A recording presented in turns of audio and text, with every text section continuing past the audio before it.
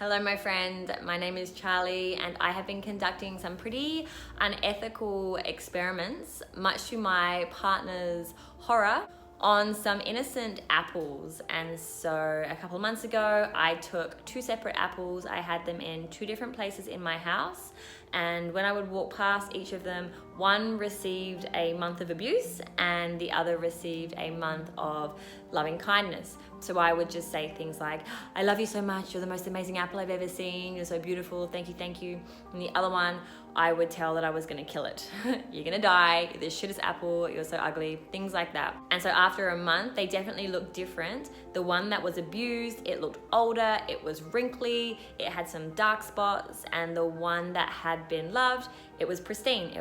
Looked super fresh, suspiciously fresh for considering it had been a month. But anyway, after that experiment, there were just too many variables at play. There were too many questions, the fact that they were two different apples, the fact that they were in two different places in the house. There were just too many things at play. So I decided to conduct it again. And so this time I took one apple, I cut it in half, I put it into each half into a jar.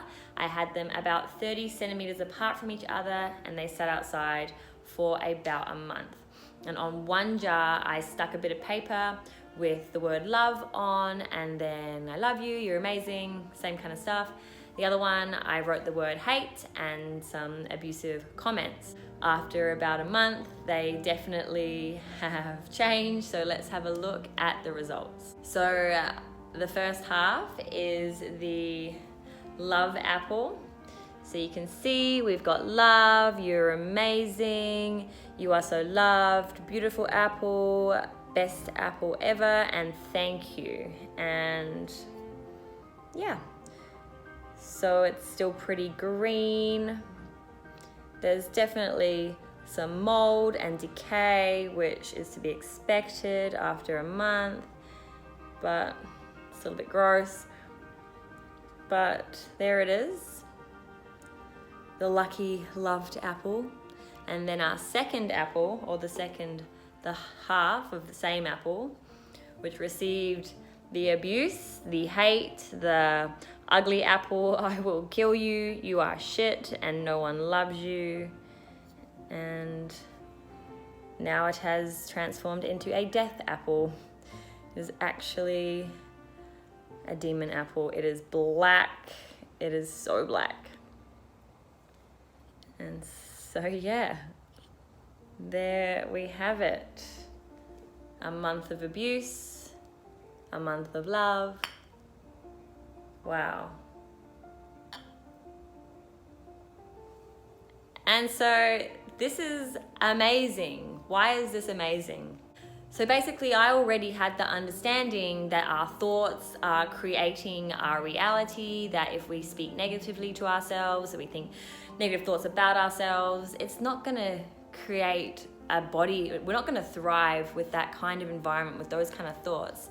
But it was an intellectual understanding. What this experiment has done has now given me a deep knowing that human consciousness can affect the molecular structure of an apple. So what is it doing to our own physicality? What are our thoughts and our emotions, the things that we say about ourselves? What is that doing to us at a cellular level? And so what has this changed for me? Like, now when I sit down to eat a meal, there is so much loving intention going into that meal. I've always seen people do that. Thank you, thank you, thank you.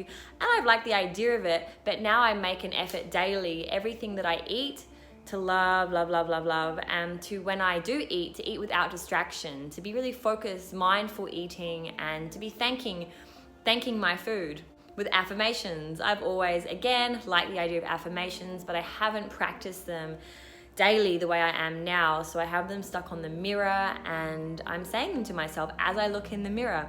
And the thing to note here is that these words, I didn't love this apple, I didn't hate this apple. There was no real emotional charge or intention behind what I wrote there.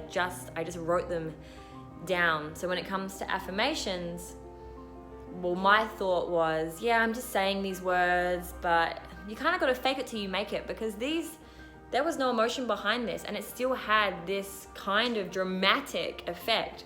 So when we're doing our affirmations and we're thinking these positive things, even if we're not really feeling it, I think it's still worth to say them, faking it till we make it, because it's still having some kind of effect. So that's my take-home message from this. I hope that your take-home message is to love the shit out of yourself, to know that you're enough, I'm enough, we're all enough, and to watch your thoughts, to watch your words. Words are spells, and we're constantly casting these spells, and we just got to be careful. We have to be careful. So experiment for yourself. It's so simple. Conduct this experiment, get the concrete evidence in your living room so that you can come to this deep knowing that I now have, as opposed to it just being words that someone else has given you, this intellectual understanding. Thank you for watching this video. I love you so much. Have a really beautiful day. Namaste.